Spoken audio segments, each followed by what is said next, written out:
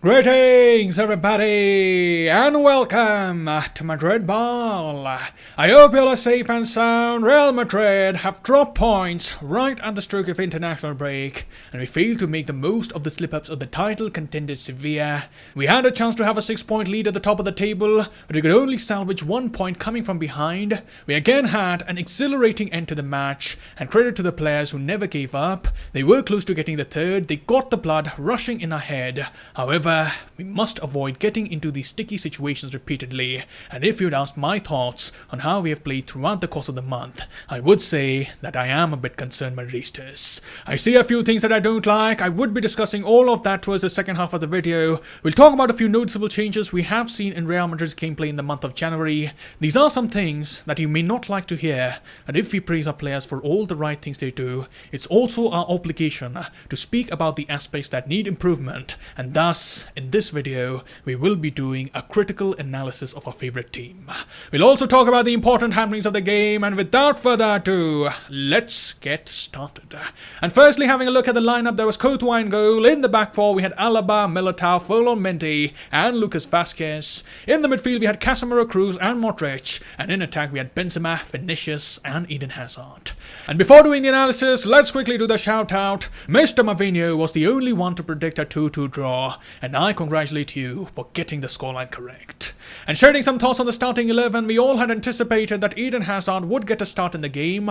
All eyes were on him after he had scored the winner in the previous match, and I thought he had some good moments in the first half. He was having a positive attitude. He started on the right, but as we had expected, he was playing more centrally. It looked like he had a free role inside, and he did have some nice combinations with the attackers up front. He also had a nice dummy to set up Casemiro for a shot, but the weakness in his game was especially highlighted in the second half. Real Madrid had to see Benzema limp off the pitch, and in those circumstances the responsibility to get goals primarily fell on Hazard and Vinicius, and this is where Eden Hazard couldn't deliver. I distinctly remember that the commentator spoke about Hazard shifting the goal scoring responsibility from himself to another player, and I totally agree with that take. Sometimes he's just too busy looking for the best pass, he's too reluctant to pull the trigger himself, and that I think is hurting the team. At the same time, it's hurting his chances of staying in the starting 11. As a forward of Real Madrid, you at least need to come up with a minimum of 15 goals in a season. For Hazard, you can say his playing style is a bit different, and maybe we can lower the expectation by a few goals, but every now and then he has to be more assertive when he has the ball at his feet, and he must attempt to test the goalkeeper on a regular basis. And now if we talk about the first half, I did think that Real Madrid looked quite dominant to begin with. They had created some very good chances, they looked threatening on transitions. We set up in the 4-1-4-1 setup with Benzema staying up high, and this is where you could notice that all the Real Madrid players would more often look to find Benzema. You could see the centre-backs of Real Madrid were having a keen eye on the movement of the Frenchman, and whenever there was a switch of position, we used to see Militao, Alaba, or Toni Kroos putting in long balls to find Benzema. Benzema on many occasions looked to run beyond the last line of defence, attempting to get on the end of those long balls, and on one instance he showcased some brilliant centre-forward play. He showed beautiful control and strength to deal with the harrying defender, but in the end his shot went straight to the keeper, and for Benzema, we can say that on that day the stars were just not aligned in the right place for him. Not only did he miss a penalty, he also had to suffer a knock, and to make things worse, we have reports suggesting that there was a robbery in Benzema's house during the game. The reports suggest that the house was empty when the robbers broke in, so thankfully no one was injured in the process, but let's hope the police can catch the culprits very soon and inflict the necessary punishment on them. But coming back to the game, we had the misfortune of getting caught on the counter. Elche had to suffer, but they were the team who had taken the advantage through a Lucas Boje header, and as the saying goes, if you don't take your chances, you may have to suffer, and that indeed was the case for Real Madrid. We weren't clinical in front of goal, we weren't lethal enough to put the ball beyond the keeper, it almost came back to bite us in the end. We can also give credit to the Elche keeper for doing a superb job in between the sticks, but as the curtains were pulled on the first half, the scoreline was most importantly not in favour of Real Madrid. We needed to make a comeback, but there seemed to be a drop in the intensity in the early parts of the second half. It was almost sluggish at times, and Real Madrid came back to the senses only after they had conceded the second. From that point, Madrid played with more desire, but again, we should have avoided such a scenario in the first place. We did score the first through a Luka Modric penalty, and Militao, of course, came up with a Ramos-esque header to hand Madrid the much-needed equaliser. Militao, I thought, had a very good game. It was a commanding performance from the Brazilian. Some of his tackles got the accolades of the Bernabeu, and for Ancelotti, it was pleasing to see that the towering header saved Madrid the blushes.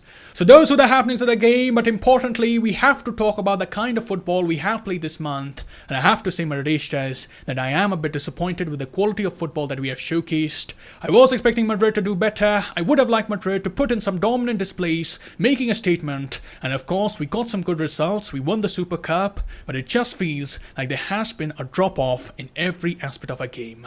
I understand that the trip to Saudi Arabia took a lot out of the players, and then in the Copa del Rey as well, we had to play extra minutes. But you consider the way we are conceding goals cheaply, you consider that we aren't showing clinicality in front of goal, our pressing patterns have been disjointed at times, and lastly, to an extent, we can also accuse the team of not doing enough with possession, and these are the characteristics that you do not want to see in the side. These are the things that we were doing well in the first half of the season, and I just think that after the Christmas break, Madrid have taken a step back. I can also notice traces of pragmatism in the way we have played recently. Ancelotti has resorted to the philosophy of negligible press in many games. The reasoning that Ancelotti has given is that he doesn't have the midfielders to press high, and I agree that KCM don't have the legs, but I also think that against big teams, using this defensive approach, we sometimes attract too much of pressure. We see the opposition attack wave after wave, and against teams with clinical and quality attackers, Madrid might be walking a tightrope. Of course, I have my sights on the PSG game, and we all are aware of the quality of attackers they have. They have players who can create something out of nothing, and if we are to do well against them, we need to pull up our socks. Our players need to be more focused in games. At times, we have seen them commit individual errors. I don't want to point a finger at anyone, and I don't want to instill any form of pessimism here. You very well know I'm very optimistic about Real Madrid, and I try to exuberate that in every video that I make. But I just think that Real Madrid need to improve in some of the aspects, and I am saying that because I have seen the playing style when Madrid went on to conquer Europe. I also see the way some of the UCL favourites are playing, and I just feel that if Madrid don't improve, they may have a tough time dealing with some of the teams in the Champions League. And last but not the least, it's extremely important that Ancelotti somehow finds a way to get the best out of Fede Valverde once again. He has shown some significant regression, and I also like to see Gareth Bale and Eden Hazard take more responsibility and be sharp and ready when these big games arrive towards the final months of the season. So yes, in my opinion, if Madrid want to win the UCL, we need to see more from the players and the coach. We need to regain the sharpness we had in the early parts of the season, and we must show some quick thinking with the ball. Ancelotti as well needs to be more smart with the way he uses his players. One of the criticisms from his previous stint was getting some of the players overworked, which hampered their performance in the latter half of the season. So Ancelotti needs to be careful here. He needs to keep a note of the happenings of the past, and if we can make the necessary improvements, we can surely have a glorious end to the season.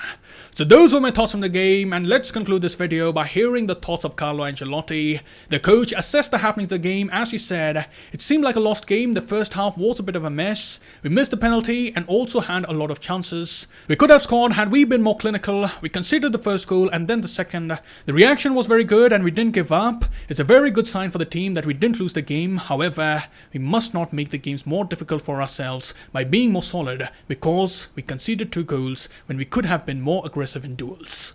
Then the coach was asked about the lack of intensity in getting across to defend when Elche had scored the first, and Ancelotti replied, "We didn't get across well. They broke our line and scored the goal from the cross. In the second goal, we could have been more compact, and these are the small details that cost us 2 points. We have to evaluate the game, the moves we made, and the chances we had." And finally, Ancelotti was asked for some thoughts on Eder Militao. He was asked if the Brazilian can take over from Ramos in the aerial field, and the coach said Ramos scored a lot of goals, but I don't remember them all. There's one in particular I remember very well. Ramos was a great header of the ball and used to joke he'd be a great striker. As for Militao, he has to learn, he's improving, and he can reach the same accuracy with his head as Ramos used to have. So those were the thoughts of the coach, and that concludes the post-match analysis of Real Madrid versus Elche. Do let me know what were your thoughts on the game, and what things do you feel Real Madrid need to improve upon. Let me know in the comments below. I'll see you soon. Till then, take care. Glory to Madrid. And as always, a Madrid.